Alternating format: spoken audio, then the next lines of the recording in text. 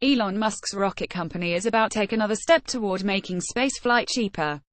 Space Exploration Technologies Corp. on Friday plans to double down on the concept of recycling spacecraft that the company has flown and landed back on Earth. In a mission for NASA, SpaceX will reuse both a rocket and a capsule that it's fired off before.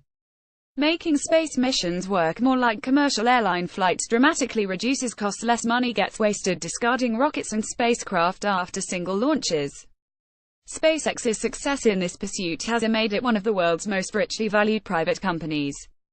It's also won over customers including NASA, which President Donald Trump has directed to return to the Moon and explore Mars with the help of private industry. At this point, the notion of reuse of hardware is almost unremarkable, said Ernie Chung, an aerospace, defense and airline consultant at AlixPartners LLP. What is remarkable is that SpaceX appears to be continuing to lead the march down the cost curve for space access. A post shared by Elon Musk at Elon Musk on December 7, 2017 at 7:22 p.m. PST. Trump's directive. Trump on Monday issued a space directive that barely differs from a memo his predecessor issued in 2010, changing only a paragraph in which Barack Obama had called for NASA to send humans to an asteroid by 2025 and to orbit Mars by the mid-2030s. Trump scrapped the asteroid mission, and revived ambitions to return to the Moon, but set no timeframe for going there or to Mars. The White House didn't provide details about how NASA's Moon and Mars missions would be funded. Both SpaceX and Boeing Co. have billion-dollar contracts to send American astronauts to the International Space Station, with the first key tests of the technology slated for 2018. Musk has announced plans to send paying tourists on flights around the Moon next year. In the meantime, SpaceX has been carrying out a series of unmanned missions for NASA. The company plans to ferry supplies to the space station using a pre-flown Falcon 9 rocket and a refurbished Dragon cargo capsule. The purpose of the mission, called CRS-13, will be to carry 4,800 pounds of research, crew supplies and hardware.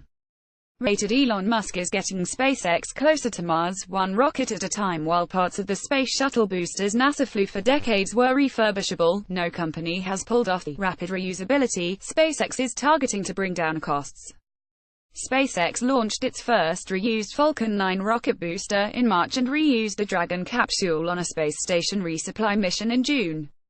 Florida comeback CRS-13 will be the first launch in more than a year from the Florida launch pad that was significantly damaged when a Falcon 9 rocket exploded there in September 2016. SpaceX has delayed the mission twice this week to conduct additional checks, inspections and cleanings after it detected particles in one of its rocket's fueling systems.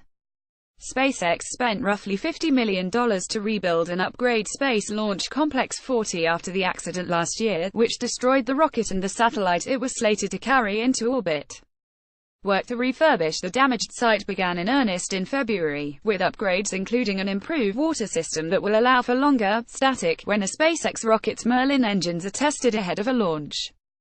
The launch complex was originally built in the 1960s. John Meurer, director of the launch complex for SpaceX, told reporters during a conference call Friday, "Complete rebuild, we found plumbing and wiring in places we didn't expect them to be," he said.